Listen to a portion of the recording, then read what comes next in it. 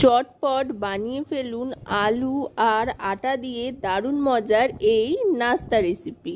রান্নাবাটিতে সকল দর্শক বন্ধুদের স্বাগত জানিয়ে শুরু করছি আজকের এই একদম মুখরোচক দারুণ মজার এই রেসিপি। ছোট থেকে বড় সকলেই দারুণ মজা পাবে আর বেশ স্বাস্থ্যকরও বটে। বাড়িতেই চাউমিন কিংবা ম্যাগি বা পাস্তার বিকল্প কিন্তু এইভাবে আপনারা বানিয়ে নিতে পারেন। প্রথমেই এখানে সেদ্ধ আলু নিয়ে নিয়েছি বড় সাইজের দুটো। তারপরে সেদ্ধ আলুটাকে ভালো করে ম্যাশ করে নিলাম যাতে কোনো রকমের ডেলা না পেকে থাকে, সেই দিকে লক্ষ্য রেখে। তারপর এর সাথে মিশিয়ে নিচ্ছি আটা। প্রথমে 1 বাটি পরিমাণে আটা দিলাম। এই 1 বাটি আটার সাথে ম্যাশ করা আলুটাকে ভালো করে মাখতে থাকতে হবে। মাখতে মাখতে মোটামুটি একটা ডোর আকার আসতে আরম্ভ করলে তারপরে আরেক বাটি আটা দিয়ে দেবো। এতে একসাথে 2 বাটি আটা দিলে মাখতে সমস্যা হতে পারে, তাই অল্প অল্প করে দিলে কিন্তু মাখতে অনেক সুবিধা হবে। আর কোনো রকম কিন্তু জলের ব্যবহার এতে হবে না। আরেক বাটি আটা দিয়ে দিলাম, দিয়ে এবার ভালো করে মাখতে থাকতে হবে।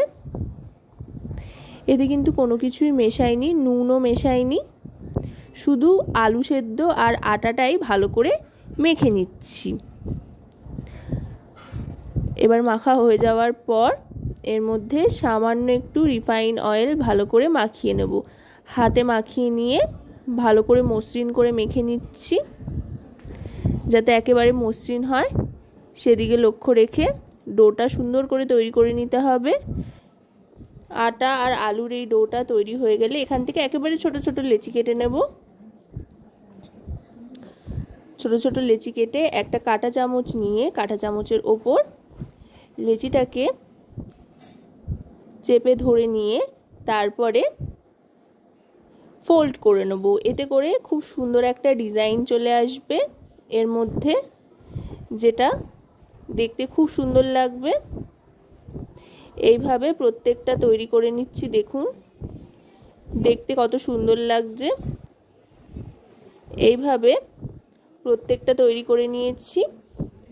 এবার জল গরম বসিয়ে দিয়েছি। জলটা টকবক করে স্রোতের মতো ফুটতে আরম্ভ করলে আটার আলুর তৈরি এই নাস্তাগুলোকে ছেড়ে দিতে হবে সেদ্ধর জন্য। ভালো করে সেদ্ধ করে নিতে হবে। আর জলটা কিন্তু বেশ ভালো করে গরম করে নিয়েই এগুলো ছাড়তে হবে যাতে করে একটার সাথে একটা লেগে না যায়। জল যদি ভালো করে গরম না হয় তাহলে কিন্তু একটার সাথে একটা লেগে গিয়ে আটকে ধরবে, পরে ছাড়াতে সমস্যা হবে। তাই অবশ্যই জলটাকে ভালো করে গরম করে নিয়েই ছাড়তে হবে। তারপর ভালো করে ফুটিয়ে নিতে হবে। দেখুন কোনোটার সাথে কোনোটা কিন্তু লাগেনি, খুব সুন্দর সেদ্ধ হয়ে গিয়েছে। এবার এগুলো নিয়ে ঠান্ডা জলে দিয়ে দেব, গরম জল থেকে তুলে। তাতে করে একদম স্লিপি স্লিপি হবে।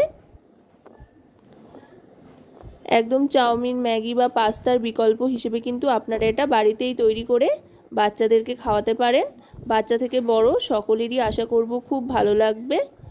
আর ভালো লাগলে অবশ্যই রান্নাবাটি চ্যানেলটিকে সাবস্ক্রাইব করে লাইক শেয়ার কমেন্টের মাধ্যমে আমাদের পাশে থাকবেন। আর পাশে থাকা বেল আইকনটি অন করে দেবেন সবার আগে সমস্ত রকম নতুন রান্নার নোটিফিকেশান পাওয়ার জন্য। আর যদি রেসিপিটি আপনারা আমাদের ফেসবুক পেজ থেকে দেখেন তো অবশ্যই রান্নাবাটি ফেসবুক পেজটিকে ফলো করার অনুরোধ রইল।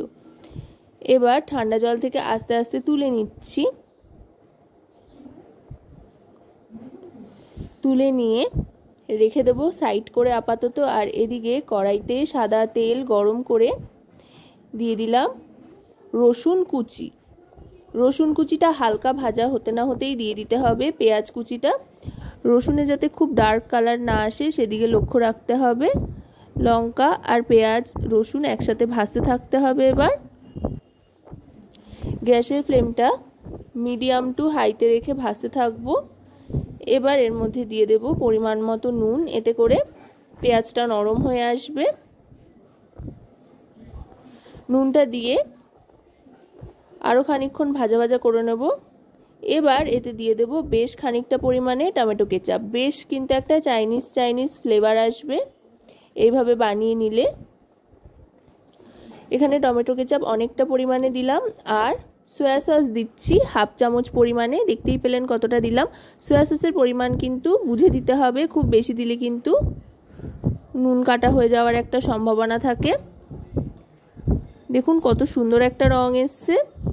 ঠিক এরম যখন কালার চলে আসবে তখন দিয়ে দিচ্ছি 1 প্যাকেট ম্যাগি মশলা।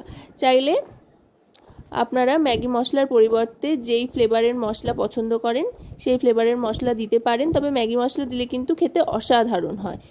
ম্যাগি মশলাটা দিয়ে ভালো করে মিশিয়ে নিচ্ছি। মিশিয়ে নিয়ে এবার দিয়ে দিচ্ছি সামান্য একটু ধনেপাতা কুচি, এতে করে দারুণ সুন্দর একটা ফ্লেভার আসবে।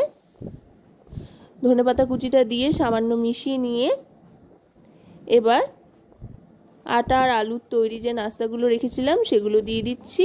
দিয়ে এবার ভালো করে টস করে নেব, সবটা মিশিয়ে নেব, মশলাটা যাতে ভালো করে এগুলোর গায়ে লেগে যায়। গ্যাসের ফ্লেমটা এখন কিন্তু হাইতে করে দেবো। হাইতে করে দিয়ে ভালো করে নাড়াচাড়া করতে থাকবো, এতে করে এগুলোও একটু বেশ ভালো করে ভাজা ভাজা হয়ে যাবে আর অনেকটাই শক্ত হয়ে আসবে।